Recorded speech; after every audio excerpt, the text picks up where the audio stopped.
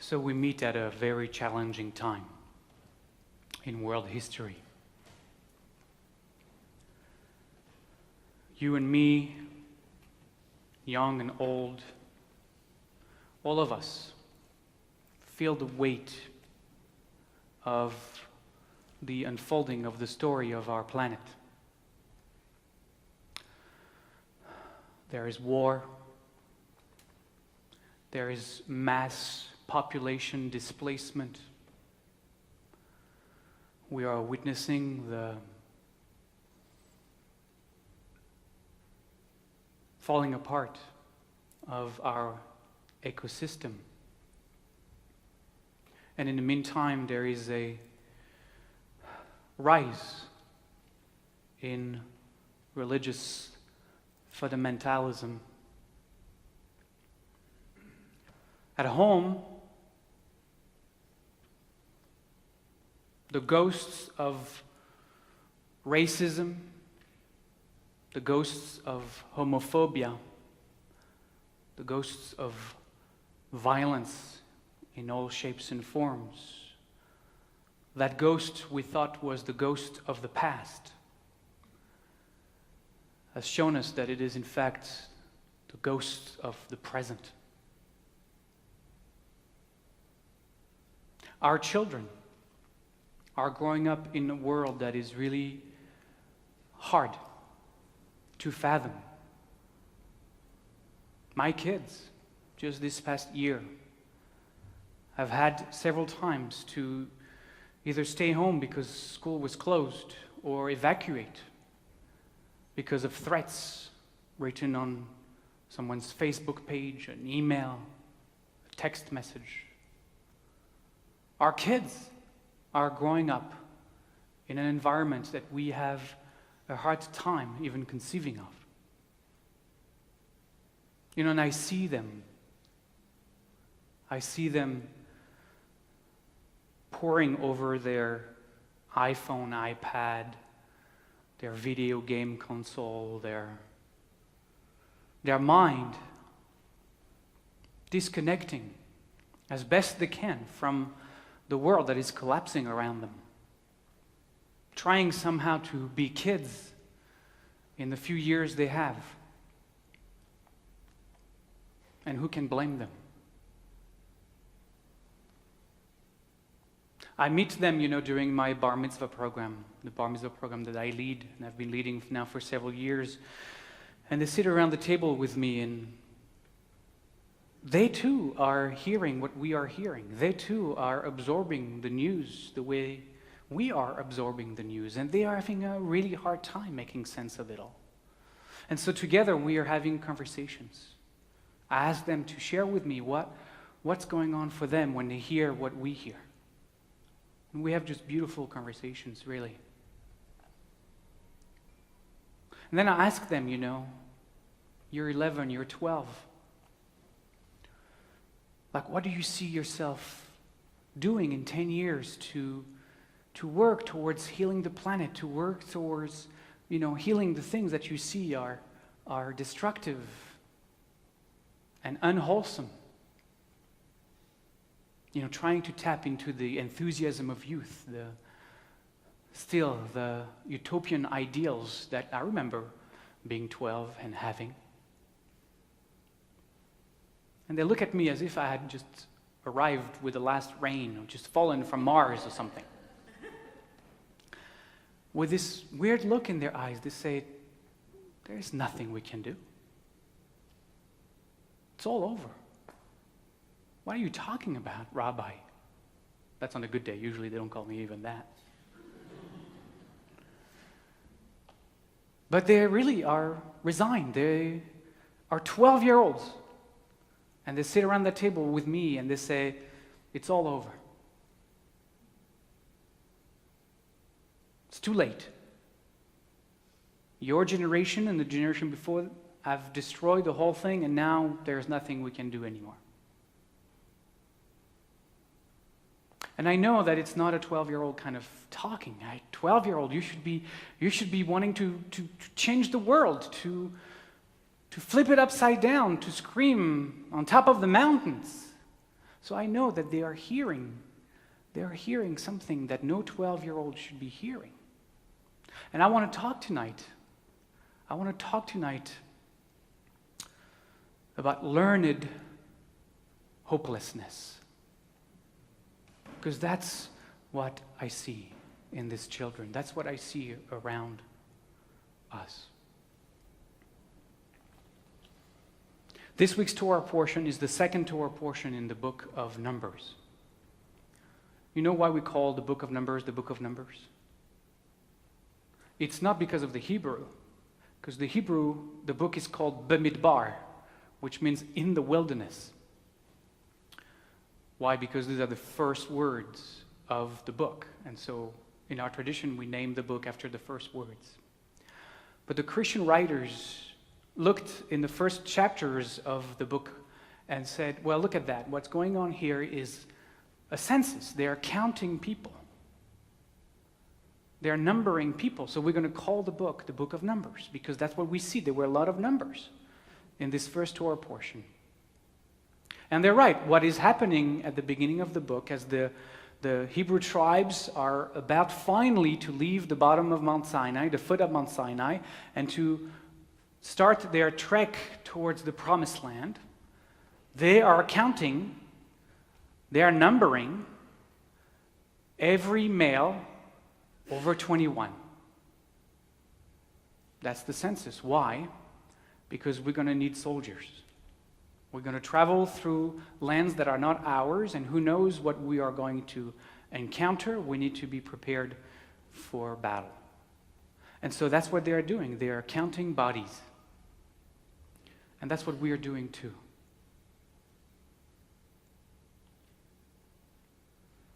Thirteen dead in Columbine High School. 7, Oakland, California. 12 in a movie theater in Aurora, Colorado. 28 Newton, Sandy Hook Elementary School. 6, Santa Monica.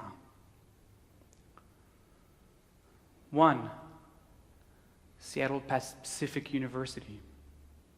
5, Pilchuck High School, Marysville, Washington. 10, Umpqua Community College, Oregon. 9, a year ago tonight, Charleston, North Carolina. This night is the anniversary of Charleston. 100 black people shot dead by the police last year alone. 14, San Bernardino. 49, Sunday. 49 massacred because they were gay in Orlando, Florida. Not in Saudi Arabia, in Orlando, Florida. In this case, males over 21, although they were females as well, because murder doesn't know boundaries. So I skipped many pages, but this is our book of Numbers. Our book of Numbers. I lived in Israel, for many years. And there too, they have the other book of Numbers, much thicker than the one we have here, although we're catching up, it seems, pretty quickly. I lived in Israel late 80s through the 90s, which was the time of the first very violent intifada. I lived in Jerusalem. I remember once there was a bus that exploded about 100 yards down the street from my apartment downtown Jerusalem. And just 2 or 3 weeks later, another one up the street, just 100 yards. also bus exploded. Time and again in those years, every other week, every other month, another attack, another retaliation. You know, at first, I was shocked. You know, when the first few times the news came on, we were all glued to our TV. I remember deeply caring, being really overwhelmed by the horror. And then it all started to multiply. 1, 2, 3.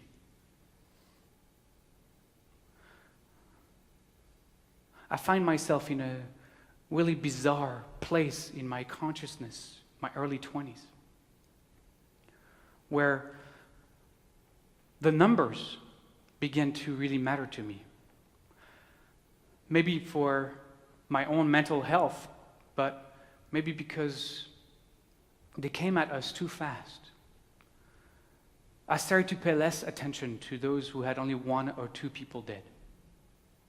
I could measure my emotional level, my emotional reactivity based on this time how many. What were the numbers? What were the numbers?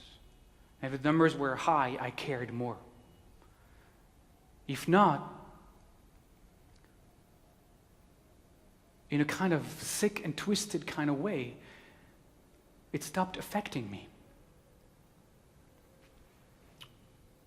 And then I resigned myself to this being my new reality. I figured that's the price to pay if you're going to live in Israel. This is the way it is here. This is the new normal. And I'm deeply saddened. I'm deeply saddened because 20 years after living in Israel, 20 years living in this country, I'm starting to see the same thing happening in American eyes. I'm seeing this pattern starting to unfold right here in this country. My experience. And you can tell because that's what the media is focusing on. The numbers. That's what they're selling. And so they keep telling us, you know, they use all this biggest, the tallest, the highest toll of any time in history, the most devastating, the most horrific, the most, all these superlatives, just trying to describe this. And they were arguing over how many wounded, how many dead, you know, the numbers is what they are selling us. It's as if there was a special section, a special category in the Guinness Book of Records that we needed to be the first one to write into.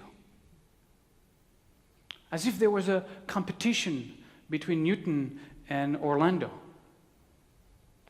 Very sick. And then there's us. You know, after a while, the faces, the stories, the lives that were taken kind of recede in the back of our consciousness. I mean, how many of you honestly would have remembered how many died in San Bernardino when it just happened a few months ago? How many honestly would have remembered how many died in Charleston just 12 months ago to the day? It all becomes a blur. And the faces and the stories are even more removed. There are no longer people who died. They're just numbers that are left behind. And this is becoming our new normal. It is for my kids going to school. We find ourselves in a place where we accept it as our new normal. And what happens when we do that is that we silence the voice of our own morality. We silence the voice of our values. We become cynic. and we surrender our power to effect change. Because we silence the voice within us that says, no, I will not live in a country where these kinds of things become normal. I refuse to let that be the life in which my children and other children grow up. But we silence that voice. We silence that voice because that's not where our focus is drawn to, by those who are telling the stories. And that's the greatest threat of all. Learned hopelessness. Because that's what happens, isn't it? We learn to be hopeless in the face of disasters. But I got to tell you, it's too easy to become, like the poet said, comfortably numb. It's too easy to say, this is too big for me. There's nothing I can do. Therefore, I'm only going to take care of the four walls of my life here and the humdrum of my everyday, because this feels somewhat more manageable, more contained.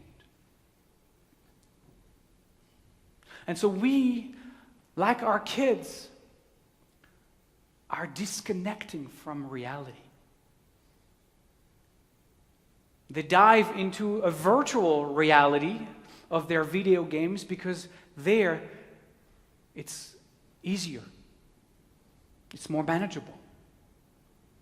But whether we play video games or not, we too fall into a kind of virtual reality where we avoid looking at truth in the eye because we have learned hopelessness.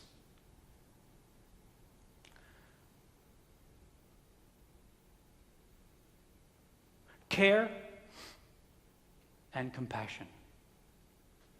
Remember those two words? I spoke of those two words at the beginning of the year. And I said, though I've already used these words and they've been overused, who knows for how many years and how many decades, care and compassion. These are probably the most important words. And you are going to hear me say these words over and over and over again. I want them to be on a t-shirt. I want them to be on my bumper sticker. They are my mantra and the banner that we need to rise. Because we need to show we care. We need to foster compassion. Only through that, can we break the cycle of learned hopelessness. We need to show that we care.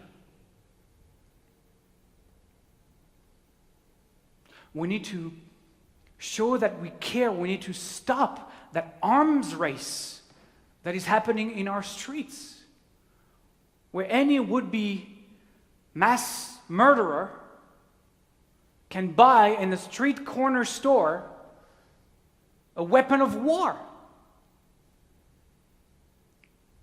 We need to show we care so that we can begin to disarm this escalating crazy trend that kills people. And now we see the police driving down the streets in armored vehicle. What is this, Baghdad? What are we creating? We need to show we care and stop believing in the corporate media who is telling us that the political process is corrupt, that our representatives are inept, that there is nothing that we can accomplish through politics because everything, the whole system is broken.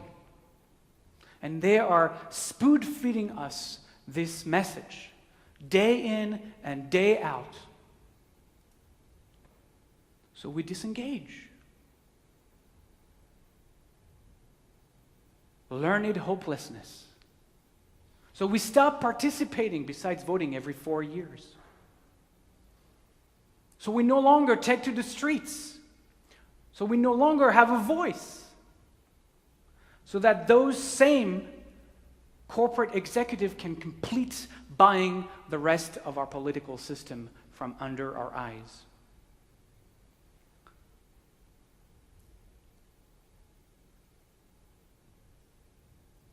I talk to those kids, on the Bar Mitzvah program, and I tell them, when I was your age, and there were laws that were passed by my government in France, and we feared that they would actually hurt the public education system we were a part of.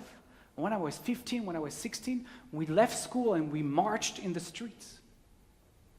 Thousands and millions of us through France, 16, 17, 18-year-olds. And we changed policies. Time and again. Our kids didn't know. These kids around my table at the Bar Mitzvah class, they had no idea you could do that.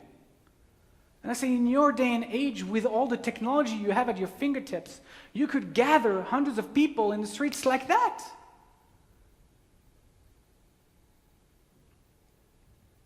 But we are disenfranchised because of learned hopelessness. So those kids come to my class and they say, there's nothing we can do. It's doomed. It's too late. It's all over. So I invite you to care. I invite all of us to show that we care in small ways every day, with every being we met in every situation. But I also invite you to care in big ways.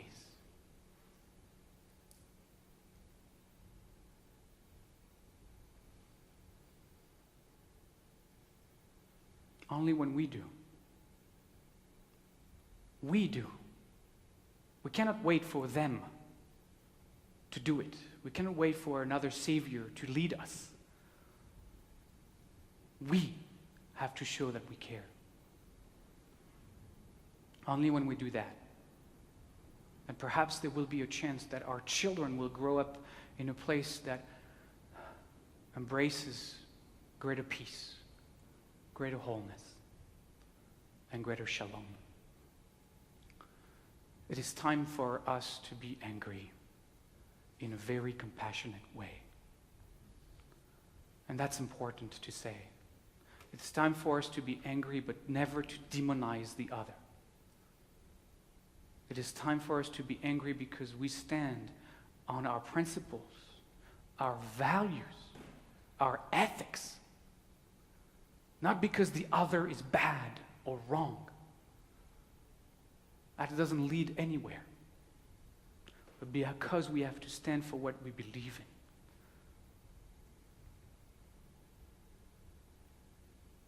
That we can bring shalom to our communities, to our schools, and to our world.